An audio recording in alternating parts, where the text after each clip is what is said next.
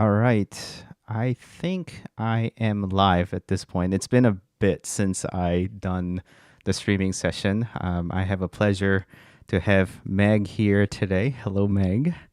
Hello, And Joseph. yes, we just kind of scrambled to get this, I don't know, potentially podcast series that I'm kicking off yet again. I've done this in different seasons in the past and discontinued when life came around and such. So I'm trying to kind of restart this and have interesting conversation with folks that I know and perhaps get to know some new people as well. And this time I have a pleasure of having Meg on the show. Welcome. And for those of you who will be watching this, during the show as well as later, Meg and I kind of go back for a while now, but I haven't had her on the show before, so I think it's a right time to kind of introduce her. She's, I think, quite well known out there, so a lot of you will know her. But why don't you go ahead and introduce yourself a little bit? Sure. Yes, thanks for having me, Joseph. Yeah, so like you said, my name is Meg. Full name's Megan, but I go by Meg, my online personality, because it just seems friendlier, and I want to feel friendly with the digital world. So, yeah, you might know me as that Biz Chick. That is my Instagram handle, my YouTube channel, which is fresh and new, but yeah, so I have an interior design background, specializing in visualization. So I studied interior design and architecture in school. Really loved it, but did not really like feel the passion on the design side of things. Really loved presenting my ideas. I love doing 3D renderings, 3D modeling. It just felt more natural to me. So when I got into the corporate world, I started as an interior designer and then quickly kind of pivoted to more like production work on the, I guess, 3D side. So doing like SketchUp and Revit models for like corporate offices, which was fine, but it was very like standardized design. So didn't really love that. But then again, kind of like kept going towards that 3D modeling, rendering uh, position. And that's kind of the role that I fell into in the corporate world. Um, so for, let's see here, gosh, that was 2013. So what are we in? 2026. So 13 years ago. That is kind of when I began my career. And yeah, so ever since then, I've just been focusing on rendering, animation, realism. Obviously, my specialty is in interior design and architecture, so typically more of that, like instead of like infrastructure type of work. Although I do that sometimes too. But I guess the reason that I'm here, right, is that a couple years ago I decided to start teaching those skills online. So specifically SketchUp, I just kind of like saw this gap. I think it's because schools like college teaches so many different programs. Like there's like Maya, there's Rhino, there's SketchUp, there's 3ds Max, there's like all of these different programs. And SketchUp just really seemed to be such an industry standard, and not everyone was teaching it. And then, I'd even like talk to friends and colleagues, and it just seemed like I was like, how do people not know SketchUp? Like, I know that it's a little bit intimidating because like there are some, if you don't know the right tools, then maybe it's a little bit tricky, but it just seemed like something that everyone should know. So I was like, you know what? I'm going to get this online. I'm going to start a social media page. So in 2023, that's when I started that Viz Chick, and it kind of has morphed into something way different than I thought it would be, honestly. I went into it with the idea of like, I'm just going to passively, I'm going to record courses. People are going to just purchase them, and then like that'll just be it. But no, that is not what happened. Instead, I got like a really amazing community and started meeting people like Joseph and other people who worked at different software companies, SketchUp, Chaos, Rayon, like all of these software companies I started building a relationship with. And now I've gotten to, last year, I think I went to 4 or 5 different conferences to speak at. Um, and again, this I'm still working my corporate job, so this is all pretty much on the side. I work very fewer hours than I used to. I don't work full time anymore, um, but yeah, it's kind of like turned into this really different thing than I envisioned. And now, like instead of just having individual courses online, I have a full on like membership. So basically, all the courses that I teach are just inside a membership. You can just join, learn, and then be on your way if you need to, or you have me for support if you need.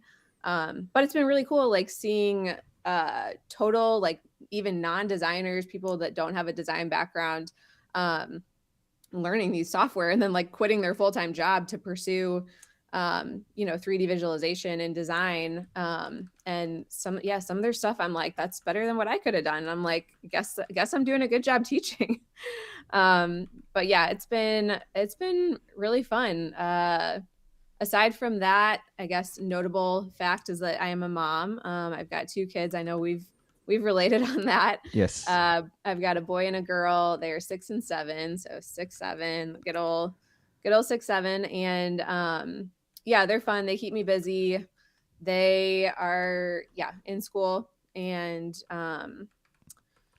let's see here. I'm also married, live in the suburbs here in St. Louis, Missouri. I've been in Missouri, St. Louis specifically. Well, I guess Missouri my whole life because I did school in Columbia, Missouri, so Mizzou. Mm-hmm. But then other than that, I did live in Copenhagen, Denmark for a semester studying there, which was really cool. But other than that, pretty much just been a Midwestern gal for my whole life. And Sorry, yeah, love it here. Copenhagen for how long? It was just a semester, so about 5 months. It was really cool. It was an architecture program. So this is when I was still, so I started in architectural studies, and then I ended up at the last minute transferring to interior design because Mizzou does not have an accredited program, and I did not want to go do more schooling. My husband and I were about to get engaged. We got married really early, so I was like, I don't want to go to more schooling for architecture, especially if I'm not like super passionate about doing the design. I feel like you have to be really passionate Mm-hmm. to like pursue architecture in the United States because there's just so many tests and so many different things that you have to do. Mm-hmm. Um, but yeah, I did an architecture program there. It was really cool. It was really interesting to see kind of how they approach design a little bit differently than the United States. It was very fluid and like sketching, like instead of like being in a classroom, we'd be like out sketching like on the sea. Like it was so different. But it was really cool, and it allowed me the opportunity to visit a lot of countries over there. I think I went to 10 or 11 countries just in that semester. They built in a lot of like travel free time. I think just so you can go Yes, explore and see they're the architectural closer gems over there. closer than Yes, where we are. yeah, exactly. And it's easy to get around there and it's cheap. I mean, I was 22, so, pretty broke. And also I was like paying for this study abroad program. So, but flights are like $25 sometimes. So, uh, yeah. But yeah, got to do a lot of exploring over there. And then, yep, came back, got married, got my job, and yeah, it's been great.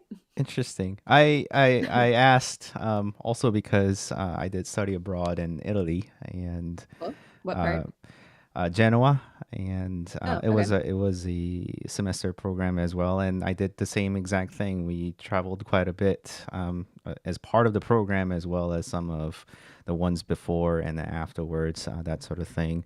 I don't think I visited that many countries, however, but Yeah. I did go frequently between the adjacent countries and Mhm.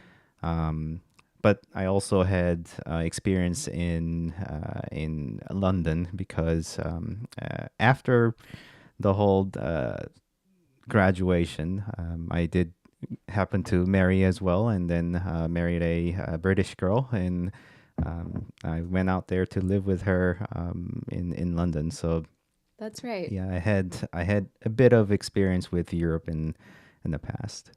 Yeah. Yeah, it's just kinda nice to I mean, I guess it depends. It was nice for me at that age because I feel like I was so culturally unaware. I literally have had been in Missouri my whole life, and So it was really interesting to just kind of experience life outside of the Midwest. Very different. Have you been to, like, what are other countries that you have been in the past before Copenhagen? Oh, before that, it was just Mexico. My family, like we had gone to family vacations to Mexico a couple times. So yeah, that would have been my first time to Europe, and then I've been a couple times since. Um, one of which was with you last year. Yes. Good times. Yeah, to Sweating in Sofia. Bulgaria. Yeah, yeah, that was an experience. I mean, that was my second time in Bulgaria, but Yeah. yeah, that was a little unexpected. Yes, I know. Next time I'm prepared. October in Sofia, I just wouldn't have expected. And Hmm. everyone else was wearing like parka coats too. Like they were all Yeah. bundled up. Yeah, and that's the exact same vibe that I get if I roll into city of a British land, and Yeah. everybody is in coats and full on suits, and I'm in shorts and short sleeve shirts and just slowly turning into a puddle, and I don't understand how we're same human, you know? I don't either. Yeah.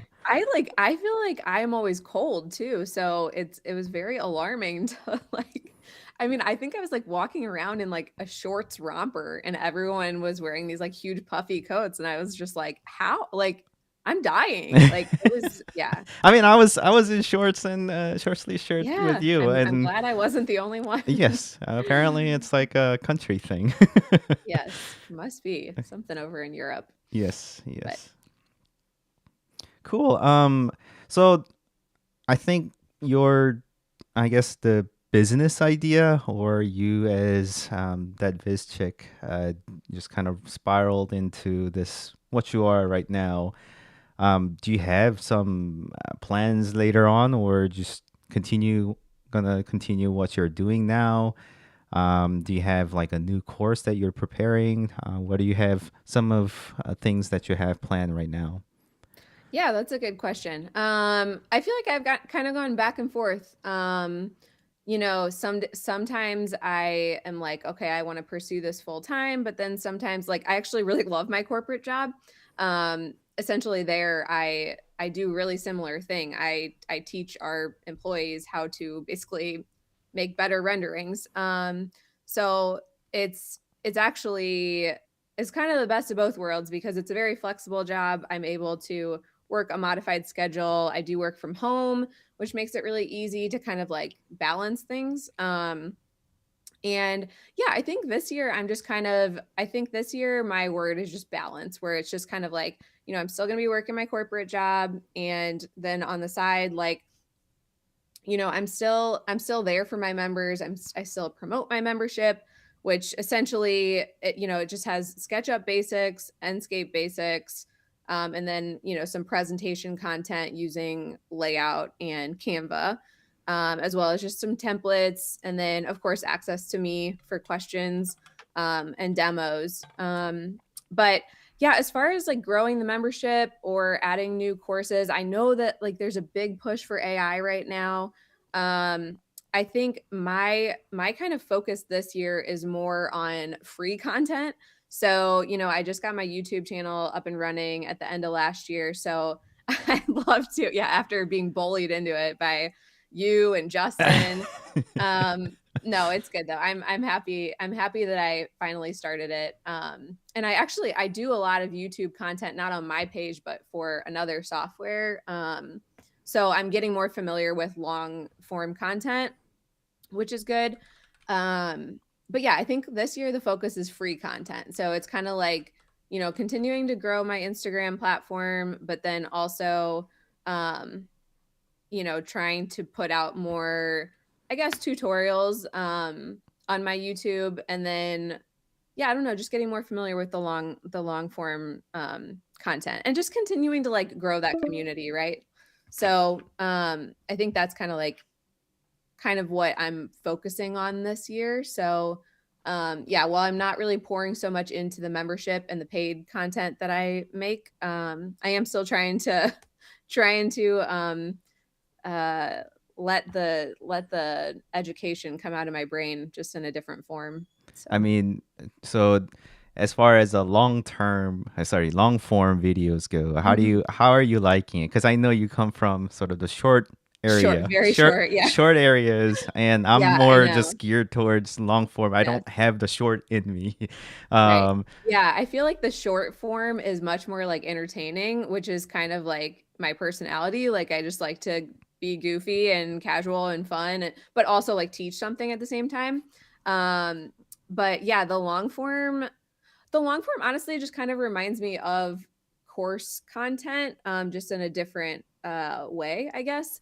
Because course content is it's still my lessons are still just like little blips. It's not just like 1 2 hour long video course. yeah. Um, but no, I am really liking it. I'm starting to learn kind of like how to structure a video, I guess. Again, just by working with this other software company that I've been doing some content for. But yeah, I'm more natural at the short form. Um, yeah, the long form it's a process for sure. Yeah, well, I left your webpage as well as Instagram, but then lastly, you mentioned the long form content YouTube channel. So I left all of those links in the chat. So all of you who are also watching later on, you should be able to pick that up there. And also, I'll make sure to leave those links in the description. So those of you who are looking inside the description, you can go ahead and follow and also check out Meg's content there. And she did mention free. So those of you who are listening, she's gonna focus on those areas, and free stuff are out there. It's always good. So, and I really like the style of your teaching. Yes, it is, I guess, perhaps shorter than mine, but Yeah. it is a lot more entertaining. I can just go on this monotone all day long, and I know it's boring. Whereas, yours is a bit more live and a bit more entertaining. And I think, I've been in this sort of teaching and training for quite some time, and I do kind of miss the aspect of being able to take on some of the new students or trainees so that we kind of do back and forth. That's the area actually that I'm planning to just kind of teach on. Yes, whilst I was trying to force Meg into the world of YouTube, she also have been trying to dragging me into this Yes. coursework and Yeah. trying to put out some content. So I think I'm gonna start doing some streaming sessions of some of the well, start with the free stuff, right? So, what I'm planning on is that Right. potentially, again, I'm not committing 100% yet, but I'm gonna start doing sort of the SketchUp beginner course and just stream for an hour and do a live show, but then also condense that into a specific course so that I can Yeah. later form it into a course that I can provide for other people. So that's sort of what I'm planning on, and just definitely taking lessons from Mhm. you as a frontier on that matter.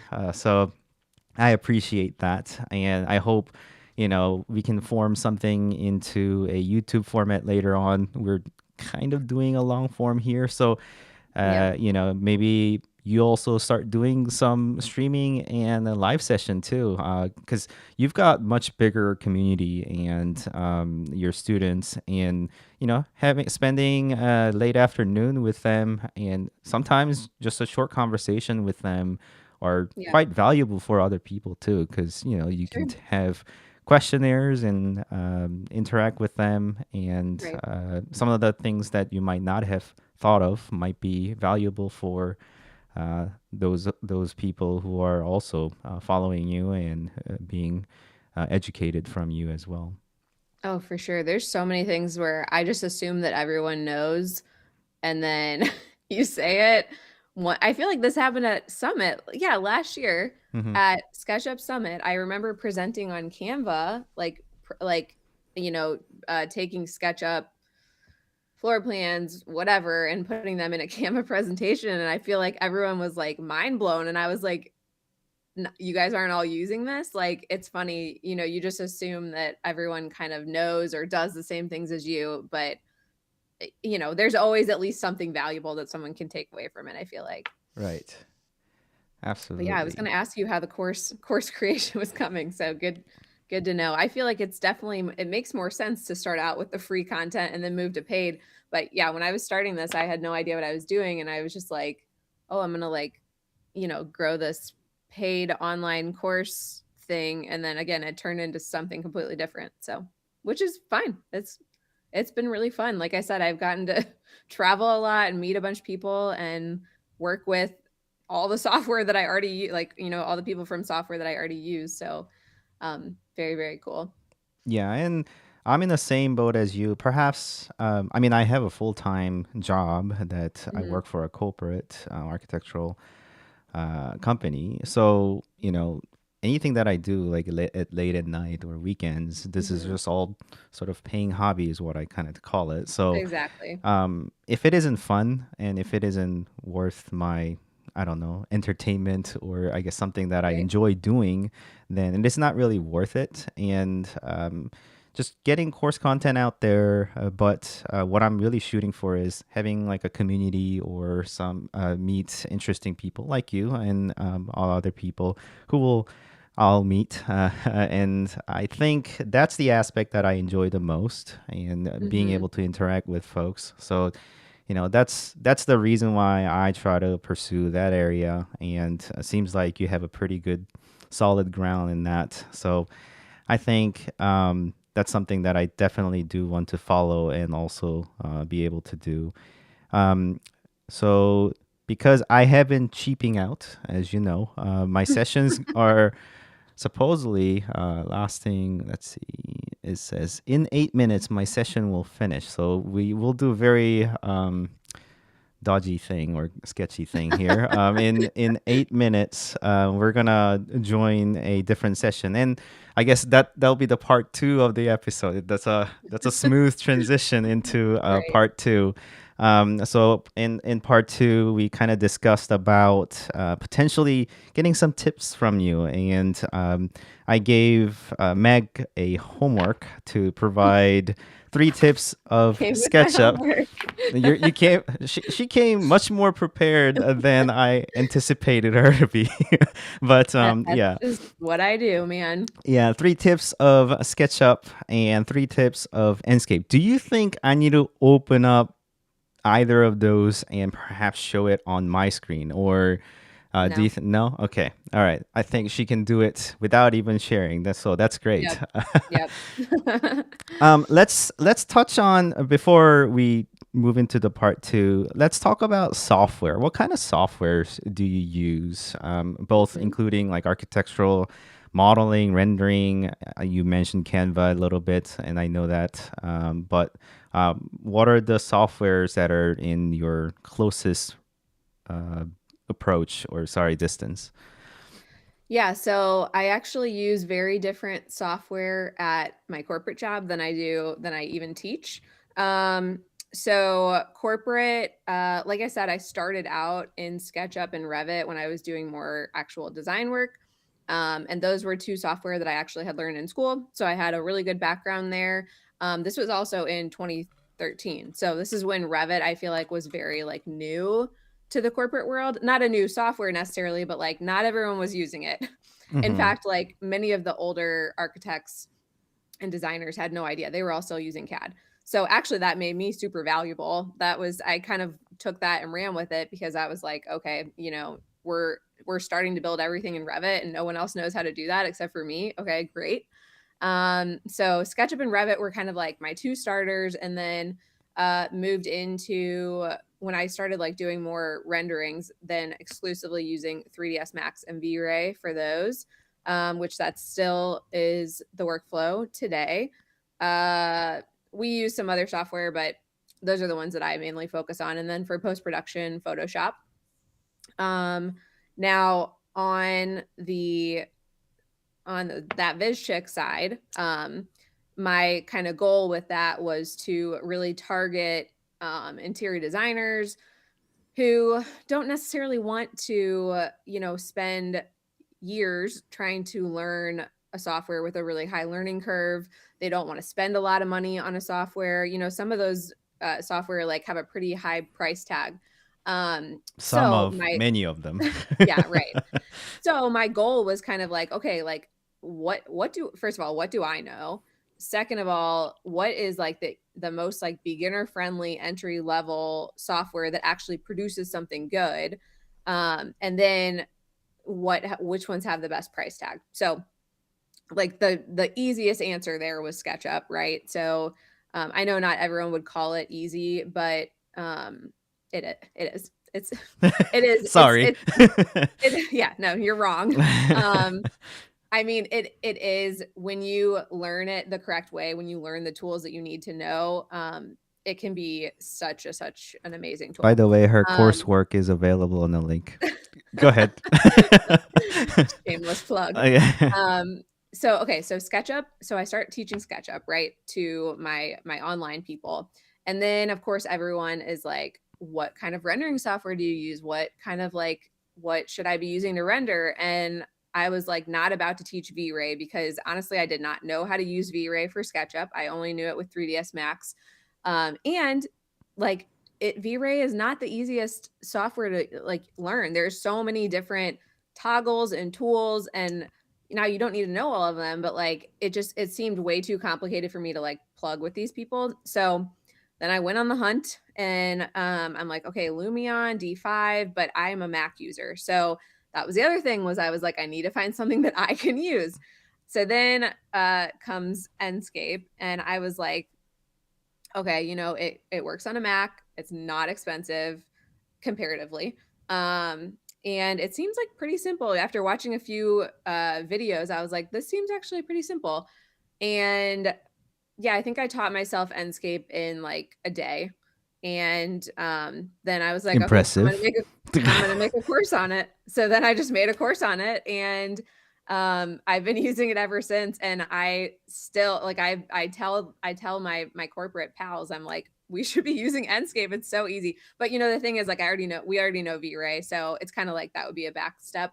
But I think Enscape, the SketchUp Enscape combination for interior designers, architects just starting out trying to find a good software flow that's like affordable, easy to learn. I mean, granted, I'm a fast learner, but like, I mean, I literally learned it in a day. And my course on Enscape, I think, is an hour and a half. And you learn everything that you pretty much need to know for interior design, setting up renderings. Now, there's a bunch of like add-on Hmm. information, right? But like the basics that you need to know, um, it's not that complicated. Um, and plus Enscape comes out with like updates all the time, which is a little annoying in my opinion, because I feel like I'm always having to like upgrade Learn. versions. Oh, okay. Yeah, and also just like the interface changes. Um, and obviously there's like new tools and stuff, but that is kind of the nice part, is that like it's evolving. So um there's always kind of like something new in the software. It's not just like staying the same. So, Hmm. yeah, that's kind of the SketchUp Enscape workflow. And then for documentation, layout is fine. Canva, I think, is better. Canva is just where I do everything. I do all my social media stuff there. I have a lot of templates there, a lot of like interior design presentation templates. Also, feel free to cut me off whenever we need to I think change yes. So sections. I'll cut you off right there, and we'll Okay. shortly continue as we join on a different call. So I'll just do Okay. a one more intro run. So let's see you there, okay? Okay. Sounds good. All right.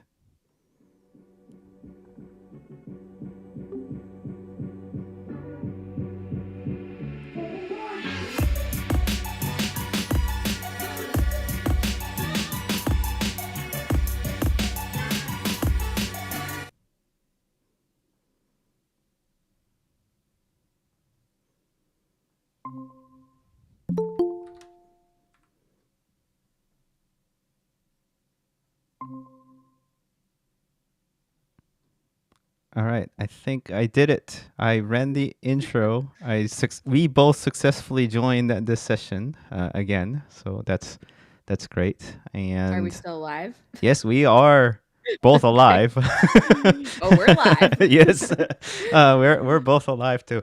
Yes, which is great. And you can continue on about the Yes. Canva, using Canva. Canva. But I also wanted to point out it's really great that you focused on things that are really easy to pick up. Yeah. The interfaces that are more user friendly and things that are relatively either cheaper or freely Mhm. available so that things are a bit more approachable than the Mhm. regular stuff that you have been using. And I never put it in that kind of perspective before. I just picked up tools that are easier for me, but seems like you've gone further away from your comfortable zone Oh, to yeah. find out and teach about some of the tools that are better available for people.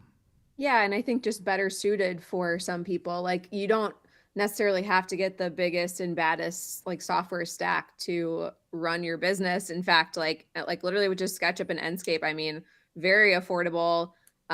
They both work on Mac or PC, so super attainable. And yeah, I mean, just interface wise, it's if you know the tools, right? If you learn the tools, they're it's pretty easy to get a really good result. And I think that was the other thing too was I wasn't about to downgrade my rendering software and downgrade my renderings, right? Like I was like, I need to make sure that Enscape can produce. Obviously, it's not going to get the same level because it's like a different engine, but you can get really good results. Like if you have the skill and you learn the tools, you can actually get really nice renderings. Actually, I remember there were a couple people in Sophia that I think maybe even worked for Chaos, and they were like, I didn't know that you could get like that good of a result with Enscape, because I think a lot of the times people just don't know how to use it to its full potential. So it's still their renderings might still fall flat just because they don't know how to make that material look a certain way or make the lighting look a certain way. Um, but yeah, that's so those are kind of the two that I focus on. And then yeah, like I said, Canva is kind of like my secret power for presentations. Really easy to set up templates for yourself to not have to start from scratch every single time. I always kind of plug it as like, you spend all this time doing your renderings and your documentation and your model. And then like at the end of the project, what do you just send the like JPEGs off to a client? Yeah, Like why not? might yeah, might as well just like make it a little nicer, a little more cohesive. And that's kind of what Canva allows you to do. So, yeah, I was just talking with Joseph earlier. The last time that I was presenting on this at SketchUp Summit last year, I feel like people were like really wowed by what Canva can do and didn't even like think to add that to the workflow. Because again, it's like sometimes you just don't know what you don't know. Like you don't know how it can kind of help with that visual aid. So yeah, those are the three main ones that I talk about on my social media on my pages. And do you do then most of post production edits on Canva? Yeah. Yeah, I feel like I do very little. My goal kind of in the last couple of years was to get as far as possible inside the like rendering software itself. So I wasn't doing a ton of post production. Uh, if there's like some like color tweaking or small adjustments like that, I'll just do it in Canva. Or I will almost always run a rendering through some sort of AI software, even just like ChatGPT or something, just to kind of crisp it up and give the materials like a little bit more imperfections or something like that. And that's only something I've been doing in the last year or two, just now that AI is a very accessible, Mm-hmm. handy tool to use. But yeah, it's usually for just post. I don't necessarily use AI very much for ideation or concepts or anything. I know that it's very useful for that for some people. Right. Um, but Okay. yeah, I mean, I don't want to catch you off guard either, but here I we just go. sorry, I just came into my mind since you do use Canva as well as some AI tools for when you're creating like a material from like a sample board, and obviously none of those are going to be seamless textures or image maps. Hmm. I have used so far various tools that are out there to edit, and I've done well. I can spend some time on Photoshop to make it seamless and try to adjust a couple things, but I just want to kind of pick your brain a little bit to see what are your methods when you get a simple shot from, say, client or colleague of yours trying to use and trying to turn that into a usable texture image or material for your model. What would you kind of recommend? Well, so have you tried the like AI generate like material generator inside of SketchUp? Yes. Yeah, not good results. Yeah. So I think it depends because It I've depends. tried It it does get pretty good results for certain type of things, like but a larger pattern. There were some like smaller patterns that I tried to do it and it just yeah, totally junked it up. Is there I feel like there's a way to do that in Enscape, isn't there? To do like a seamless material. Not good yes. results. I'm not getting I would say, and those of you who are listening from chaos side and the sketch side, you know, I, Great I job. Great have job. great job for what you have done, but I know all of these are supposedly all beta as well, and things Yeah. are still in sort of development. So I take it that, but I just wanted to know the current workflow because before any of these happen, I would just touch things up in Photoshop and I'll just go about my Mhm. day. But it's just that I have to spend a lot of time depending on the specific type of texture and whatnot, and a lot Yeah. of searching and keywords and some of the websites that you have to subscribe to get a Mhm. meaningful material package. I mean, I have my ways around, and that may be a 1 hour session about tips and tricks inside of Yeah. Photoshop to get those things working. But again, that aside, I was just wondering if there's already an AI tool or Canva that is able to do that type of workflow. I mean, there probably is. Honestly, I feel like I haven't run into that issue much. Like, either I've been able to use just like the native material generator inside of the software, or I don't know, I asked ChatGPT to do everything for me. So that might be an option. And then additionally, like a lot of the times I kind of approach materials, and of course, again, this depends, but I will approach material selection the way, or finding a material the same way that I will finding like an actual asset in the warehouse or something like that, where I will get as close as possible and then make adjustments as necessary. So like um, a lot of times I'll use like the extension architectures in Yeah, SketchUp, those are and good. I feel like a lot of the time I can find something that's like really close that I can just manipulate a little bit. And I don't even pay for that, except like I'm able to do most of what I need to just in the free version of that. So I feel like I haven't run into an issue where I need to actually create a seamless, specific texture that I couldn't make myself in the generator with AI, or just manipulate something inside of architectures. Okay, But yeah, I cool. think that actually would be a really good topic to kind of to uh, browse around and see what seamless texture creators, and like use a couple of different types, because like I said, like I think the larger format textures perform a little bit better seamlessly than like a small tile or something. Yeah, um it'd be with interesting to fine kind of test grooves, those because out. something Yes. that I definitely, and it's interesting that you bring that up. A larger format versus small. You sometimes more realistic looking fine texture look wrong in the rendering. So you just have to Hmm. dumb down a lot of aspect of those materials to make it look correct. Especially Yeah. when you're not like zooming into such a small little circle and trying to show the detail of that. Yeah. When a very fine small format tiles are on the backdrop of a kitchen, it just looks wrong, Yeah. and you just have to kind of dumb it down more flat and less busy, just so that make it look correct and that type of thing. So Yeah. it's interesting how people can have different sort of approach, and there's different workarounds and workflows, and yeah, Yeah.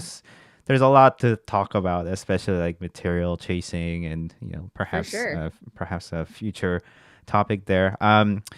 Well, I held you quite long, so let's go with 3 tips that you've got Oh on the yeah. SketchUp first. Can we do that? Sure. Yep. Okay. All right. And I've got got my notes here. Okay. So number one tip is, and this is just kind of generic. Only learn the tools that you need to know. There are, and this is honestly applies for any software. I feel like, uh, I think this is kind of what trips people up, especially interior designers. Is like we don't need to know like the sandbox tool and like all of these like there's so many different things in SketchUp that you don't need to necessarily know. There's maybe like 10 different buttons that you need to know. And then once you learn how to use those, it just everything's just easier. And down the road, if you need to learn a specific tool, you can YouTube that specific tool. I'm sure you can find Justin has something lovely for you to learn on that tool. Hopefully, me too Um, later on. But go ahead. yeah, exactly. Justin, Joseph, maybe me. I don't know. You Hmm. might find my face. But I think that's kind of the number one place that people that's like number one objection is when somebody tells me that SketchUp is not user friendly, it's not beginner friendly, that I'm like, okay, let's take a look at what tools you're trying to learn because I feel like that's usually the issue. So that's my number one. Do you have any thoughts on that? Um, yeah. So I also prefer people to learn few tools, but sort of the deep dive into Mm-hmm. those tools that they have under their belt. And uh, especially in SketchUp side, there's a lot of toggle keys like Control Alt for Yes. on the Mac world. It's Option and Yes. Command, but on Windows side, there's Shift Control Alt that you can add on to those tools. Sometimes combination of two as well, and that you can do on top of the current tool to enable even more features to it that you Mm. never knew. And Mm-hmm. most of them are stated at the bottom of the screen, where it'll give you a little tooltip. Do this to do extra of that. Right, right. Sometimes there are ones that are not even stated there. Those will blow your mind once you discover those things. But Yeah, yeah. Well, okay, and similarly, this is not another tip, but it kind of is with that, is like I didn't use extensions in SketchUp until 10 years into using SketchUp. Like, and I think that just goes with the like, don't try to learn the tools that you don't need to know. Now, granted, there are so many really helpful extensions that like I'm like, wow, if I would have known that 10 years ago, that would have been mhm. amazing. But I do think that it was really important and helpful for me to just kind of learn the like basic native way first. And just get super familiar with that. So then, down the road, if I do find a way to speed things up, then like, great. I already know that workflow and I'm familiar with it. So that's kind of all wrapped into number one. Number two is another one that I did not really use early on, which is like really embarrassing, but just like keeping your model organized. And specifically using groups and components and then tags. So, you know, Tags, yes. Go yeah, tags, ahead. aka layers. Um, yeah, I hate when they change things on us like that. But okay, so the groups and components, I think is just it's like now it's a no-brainer to me. Like I don't know how I ever modeled in like the melty cheese way where like everything stuck together. In fact, like I distinctly remember in school in my SketchUp class, like they did not teach groups or components, and so it was just kind of like one big model that was all sticking together. And so whenever you had to edit something, it was such a pain because it was not organized correctly. So groups and components, especially, I mean, components too, like so components are great for instances, or like repeated objects like windows or cabinets or whatever. I did not realize the full glory of those until even just a couple years ago. Like when I started teaching, honestly, that's when I started kind of realizing like, oh, this stuff is actually super, super helpful. Looking at it from the eyes of a student and not me who had already been using it, for 10 years, probably the wrong way. But groups, components, and then tags, I'm still horrible at. So layering your file. The thing is that like I'm usually the only person working in the file. So Now, if I'm working with someone else, I understand the value of tags and layering. But if it's just me, yeah, I'll be honest, I'm not great at it. But like in a perfect world, I would use tags religiously to organize my file. Yeah, Do you use and tags? tags heavily. I mean, Okay. I can go on and on about either component or group or tags. Hmm. I can probably spend next 30 minutes on one single thing. Yeah. I have, by the way, I have an extensive sort of live session. I've done multiple presentations at SketchUp Basecamp in the past about model management and cleaning up. It's just all clumped into SketchUp tips and tricks type of thing, Hmm. or rendering tips and tricks. And rendering also needed a lot of what I call janitorial work of SketchUp Mm. to make things organized so that it is not necessarily just sort of blown up in size so that your machine can actually render things rather than Hmm. coming to a halt. So Yeah. those file management, model management is type of things that I heavily go over in a lot of sessions. I think there was like a 3 hour run or broken down to three different sessions of my Let's Talk series where I went over how to kind of do about groups, components, layers or tags, Hmm. and how scenes are managed as well. So how those are kind of related to each other. Mm-hmm. So very, very important, essential concept when it comes to modeling, especially in the SketchUp side. Staying organized, purging very often, and removing things that you don't need is Hmm. not only even if you're working by yourself. It's better for your brain clutter as well, and Yeah. not to be a Right. hoarder. It is. And No, it is. yeah, Yeah. yeah. And also, something that I did want to point out, or I guess kind of question you. Mm. So, in the model management side, I just want to take your opinion on it. I don't Yeah. think there's a right or wrong. I have my own approach. I just wanted to kind of compare with yours. So, when you make a table set or dining table set, Hmm. let's say we're grouping and componentizing those things. Uh, Chairs as a so I guess this is sort of the balance game, right? Is chair group or component? Well, if there's multiple of them, then it's a component. Right. So there's multiple chairs on a dining set, therefore it is a Uh-huh. component. Is Uh-huh. table a component or group? Just the table. The table. Yes. The The table table in would the be, dining set. if there's only one of them, it would be a group. I see. And you see how my answer was different. Like it's an I see Okay. because I don't necessarily agree. But anyways, Okay. No, uh, that's fine. yeah. But within the chair, for example, four legs Hmm. that are on the Uh-huh. chair, are those components or groups? I guess it depends. Shape and form of a chair, right? Yeah, like I guess my initial reaction is component, right? Because there are multiple of them. But if they're not, like the thing with like a chair, the only time that I really focus on making something a component is if obviously if it's a repeating item, but like if I intend to change it in some way. So like for instance, a chair leg is probably, unless I'm like adjusting the height of it or something, I'm probably not going to be messing with that too much. So I mean, I'm thinking it could just be a group. Mm-hmm. Um, but yeah, in theory, like anything that's going to happen more than once is a component in my mind, even if it's a Especially, nested component. yeah. And then your opinion is that if you're gonna end up adjusting it in some way later on, then more likely you need to be a component. Whereas Right. something that's just gonna be parked and gone, Yeah. then a group. I see. Uh, Even if it's repeating, yeah. right. And then the dining table set that includes the table and the chairs. Is that That'd a be a group or a group. component? A It'd be a group. group to me. Okay. Yeah. I see. In a setup of like let's say retail and commercial restaurant setup. Mhm. Now, Yeah. now where it's not a dining Yeah. table, but it is Right. like a table Repeating. set that is going to be repeating. Is that a Yeah. component? Yes. I see. Yeah. Yeah, I generally agree. I componentize and group, or I distinguish them differently than you, not necessarily because either I'm gonna use it again or not, or repeating Mhm. factor or not.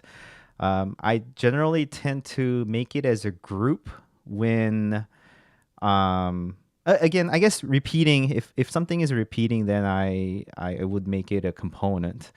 Mhm. Whereas if it is something that is going to be not repeated, then it's a group. But for something like a table set, even if the tables and chairs set in a retail environment, I would kind of make that as a group. And Mhm. I have a kind of good reason for that because sometimes, especially in like a large hall restaurant setup, when you have a tables and chair set, they can look very artificial, especially Mhm. on in a rendering setup. You want a little bit of variable or varying positioning Like of rotate the chairs. chair a little bit. Yeah, Yeah. so that they look a bit more natural with especially Mhm. like people and entourage filled up Yeah. with. Yeah, So I could see the that. the chairs are identical, so therefore they're components. The tables are also components because they are repeating, but each set, like four chairs and one table, are Yeah. groups so that you can go into it and rotate a little bit depending on where they are. I Yeah, know but there's a you know caveat to that what too. I would what I would probably do though is I would still keep the table set with the chairs a component, and then say you had 20 of them and you wanted to alter 5 of them, I'd probably just make those unique. I see. Like I still I think would want to keep them as components, I think just in my brain. Now, of course, when you make it unique, it breaks the component. So does that matter? I don't know. We're going it into a Yeah. very nitty gritty thing, and we Yeah, can I know. I was gonna say we're agreeing. Yeah. yeah, but general we both agree the chairs are supposed to be components. So That's I right. think we've concluded that part. Tip 3. Yeah, go ahead. Okay. Okay, this one is specific to interior designers. So I have like a full little lesson on this and actually a SketchUp template in my membership, like in my SketchUp course. But basically the idea is uh what I found when I was finishing up a design project, an interior design project, at the very end of it, you want to in your head add some pieces of decor to kind of make it look a little bit lived in or make it look a little bit more realistic.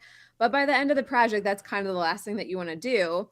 So what I started doing was making this like curated collection of all these like decor items that I use on all of my projects. So I do that in two different ways. So I have actually just one SketchUp file that for instance, if I find something in my working file, I'll just copy and paste it into that like big old, it's basically like a boneyard of just a bunch of The decor pieces. template. Yeah, so then I can copy and paste it in to my file. That was the first way that I kind of approached that. And then I actually found that you can make like curated collections inside of SketchUp. In the library, And yeah. so, yeah, like make yourself a little library. So then what I did was I took that SketchUp template and then I made that into a curated collection. So then you can just easily drag and drop instead of like every single time starting from scratch, like going into the SketchUp warehouse or whatever. And then additionally, like for the chaos asset library, I use that a lot, obviously, for when I'm rendering. And the kind of workaround there is you can just like favorite things. So if I find items that I tend to use a lot, I'll just favorite those and then I can easily access those in the favorites. But really, the SketchUp asset decor boneyard is like one of my favorite things that I have because Is that the name of the file? The boneyard. no, but I Meg's should boneyard. name it that. Yeah. I love that term. There was like our design lead used to use that The boneyard. for yeah, like when we were doing like standard office design, we'd have a boneyard of like uh CAD blocks that we used on a lot of projects, and it's just such a great term that like applies so well. Good old boneyard of decor items. So is that gonna be your next podcast series, the boneyard? Yes. And Yes, the you just boneyard. Welcome to the boneyard with Meg Kinsinger. Um, but yeah, so that's just it's kind of like a little thing, but it makes it a lot easier and it does add that extra level of like lived in realism Mhm. to your images. So that's like just one of my favorite little things.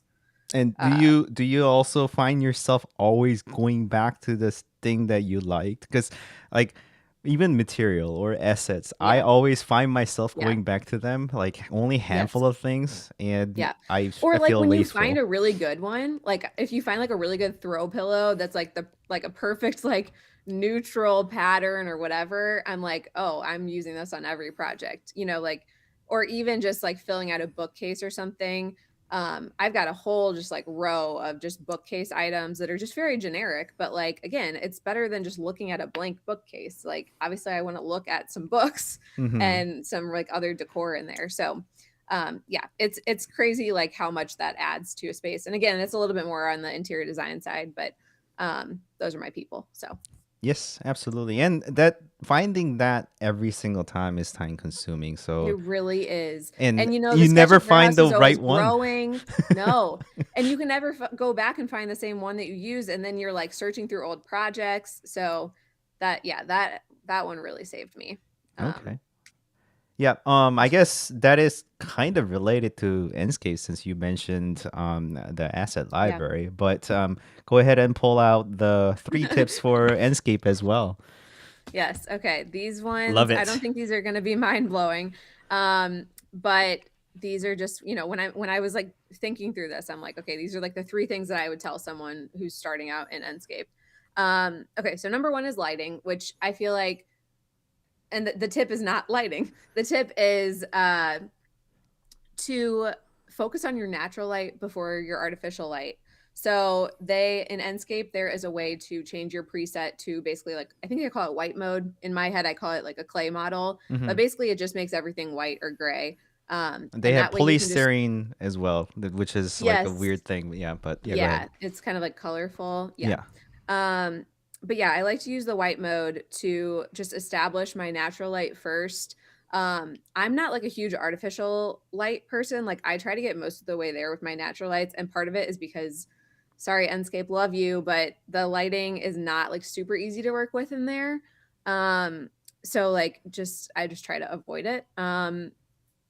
But it's not really like avoiding. It's mostly just that I think you can get a lot of the way there with natural light, and then the artificial lights can just kind of be like a little like add if you need to like brighten up a space or like task lighting or something like that. Would you say that Um, is because of your both? I guess is that architecture background kind of, or yeah. I in think or kind interior of, design background? Both. yeah. I mean, I think it's probably a combination. And because it's funny because I do this exact same approach when I'm working in 3ds Max and V-Ray too. I always am working clay mode, figure out my sun, figure out my camera settings, and then artificial light comes later. Hmm. Um, and yeah, I mean, maybe it is because, in architecture, you need to be very aware of sun angle and Yeah, you natural light cherish and how the that natural light as much as you can. exactly. Not Right. only because of the energy, but like in general and I guess if you look at the photography or videography, they also say, you got to cherish the natural lighting as much as Right. you can, and then add more key lights later on. Exactly. So Exactly. And actually, I just did a video on this. Have you tried Enscape's new light management tool? no, I have not. Are you gonna do a Watch the session on video. that? Um, yeah, I played around with it a little bit. It's actually super nifty. So basically, the premise is that you can adjust your lights inside of one Enscape instead of one having to tool, go right? back to SketchUp. Yeah. And you can like change the color of them. You can like identify the lights in like a lister instead of having to like go around your model and find them. Hmm. I think it has some nice potential. Also, there is now the feature to be able to hide lights from like reflections, so like mirrors or something like that. Right. Which I remember when I started using Enscape, that was The not a thing. invisible night light in the reflection. Yes, yes. But like in V-Ray, I was able to easily do that. So Yeah, I was like yeah. so annoyed that I couldn't do that at Enscape. So very happy to see that. But yeah, I think just using the natural light to your advantage, and then artificial light comes later. And I know that that's probably a controversial approach. I know there are people who do a lot of different artificial lights, like layer lighting, and that is important for sure. I No, I just don't try think to it's controversial. I'm okay, full great, on agreement with you on that. I mean, I thought it might be slightly different since if you're more focused on interior design aspect, Right, there's right. not a lot you can do in terms of getting the natural light aspect. But trying to see that first and then adding more later, I think that Yeah. workflow works, especially Yeah. that Yeah, way. I mean, I've found that that's again, that's just it's my workflow inside of Enscape, V-Ray, whatever I'm using. Like, it's not software specific. It's just, I think, just more of a just an approach to rendering. Um, okay, tip number two. Hmm. Okay, this one is okay. So if you know that you are going to actually tip two and three kind of like roll together, but essentially, if you know that you're going to be rendering in Enscape, just don't even worry about SketchUp materials. Like, just start applying your Enscape materials from the get-go, because what's going to end up happening now, again, if you're approaching the project and you're like, I don't know if I'm going to render this, I'm just kind of working in SketchUp, that's fine. Like, you can easily replace materials in SketchUp later. But what I find, and especially I found this like with students work, is that they'll start with the SketchUp materials and then they'll like forget to tweak like some of them later in Enscape, and so it just falls flat. And I think that's where people start to see like, or start to think that maybe Enscape can't produce that like nice like high end rendering, and it's like, well, yeah, because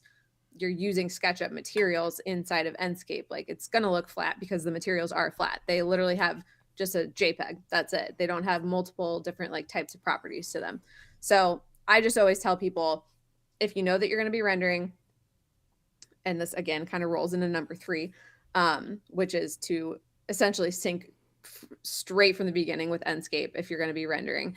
But if you know you're going to be rendering in Enscape, just pop that baby up in another screen and have it open. Start getting your materials right from the beginning, so then that way you're not missing anything later. And then yeah, so number three is just syncing early. I pretty much from like I'll build out my space before applying any materials, and then once the space is kind of like once the walls are up, I will run Enscape, and then from there on out, the rest of the project Enscape is up. Just having that like live view rendering, I think, just helps you in the workflow. There's no like second guessing. It's like that's what you get. And again, you can kind of start figuring out your lighting and like how. I mean, that goes in with materials too. Is like, how does the lighting play off the materials? How do the materials play off the lighting? I think it's just it's best to just kind of start that visual process from really early on.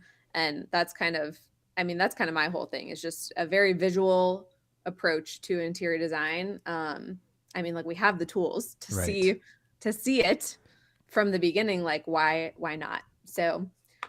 So that, yeah, that was tip number three, was just to sync your project, sync your SketchUp model with Enscape early on. You mean to um have like a viewport, or sorry, the rendering screen open all the time and Yes, but play then with the also material? I always, well, it depends. When I'm rendering, I'm not synced with SketchUp, but when I'm working, I'm synced with SketchUp. So like anytime that I'm moving in SketchUp, my Enscape is moving as Oh, the well. synchronized view. Yes. I see. I Yeah. see. Yep. And so that way it's just always, you can always just see, you can see your SketchUp model, your Enscape model in the same light, the same view, um, as you're working. That just, I think, visually helps uh, with the workflow. So those are just kind of the things that, yeah, like right off the bat, just thinking three things for each of those software that um, I would tell anyone that's, I guess, kind of getting started, or even if you're well into your process and you're kind of wondering Yeah. what am I doing wrong, or what could I do better. Um, Obviously, there's so many other things, but Yeah, there's a you lot of know, things that we could expand into for a sure, single topic video. yeah. Uh, when Justin came on the show, Ted, I, and Justin all shared five top extensions that we use, and it Mm, was interesting how like we have different ones, and we just kind of uh-huh. compared, and also found out some of the things that we weren't aware of. Um, but it could only have been 5 free ones. So that's another Mm, aspect, because trying to find those free gems, somewhere, right, and right. trying to come up with, there is a lot of overlaps, but also some of the hidden gems too. And yeah, that's something that I like doing, because some people Yeah, may know something more than others. So yeah. that was a fun. Well, one actually similar to what you're talking about, one good idea would be to maybe test out a couple of different options for making furniture, or like specific furniture, or like even like sourcing furniture. Like I don't know if you remember, there was a session on that last year at Summit about Asset using like, building, like AI, different yeah, tools, and right, manually exactly. building. Yeah. I feel like I get asked that a lot. Usually Identic AI is the one that I'll recommend to people, but even then, sometimes it can't get there. And then a lot of times, like my answer is like just model it yourself. Obviously, it depends on how intricate it is, but yeah, a lot of times I resort to modeling furniture myself. But that might be an interesting, like couple different approaches to, yeah, asset building. Okay. Well, I'm gonna put in future topics for extensions, and then asset Yes, building, and yes, then I'm gonna uh, beg Meg to come on those, so that she can also teach me on things. yeah, happy to. Um, yeah, and I didn't know you had a background in Revit. Actually, Oh yeah. my day to day is Revit, and I just use SketchUp on weekends and nights. And uh, actually, I collaborated with one of the developer, and issued we launched an extension, or sorry, a plugin for Hmm. Revit side, to help you import 3D warehouse assets into Revit That's without nifty. without needing to save elsewhere. So there's a little bit of plug in there. You can certainly search up 3D warehouse importer for Mm, Revit, and that's what we kind of worked on, and works pretty well. And it would definitely be one of the extension that I would like to introduce if that session ever rolls in. Um, love it. yeah, so we are past 9 here, so past our slated time here. So I think we're gonna have to let Meg go, and hope for next time around. I'm gonna schedule a session, and set a topic. I'm happy to take on any of the suggestions on a topic. If you have questions to either Meg or me, or if you have any desire on topic suggestion and such, please feel free to leave it down in the comment, and we'll be happy to take on those, and request the topic and cover those things in the future. If it is not, those asset building or extensions, or we can do some fun things together too. We can explore some of the render, or some of Yeah. the things that we haven't explored in the past, and just do live testing sometimes. Those are fun too.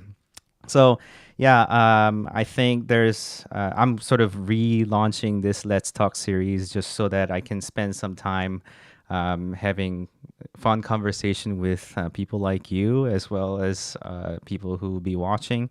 So that's what I'm trying to commit to. I don't know if I can commit to the whole weekly schedule, but I'm gonna try to.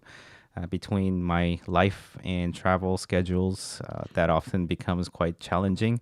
But yet again, doing another push. So I'll do that, and I will let Meg go this time, and potentially see her next time around. So I'm just going to roll the outro here. Thank you for everybody who watched thus far. And thank you, Meg, for coming on. And it was a pleasure to have you first time around. Hopefully, it's not the last. And Yep. Pleasure to be here.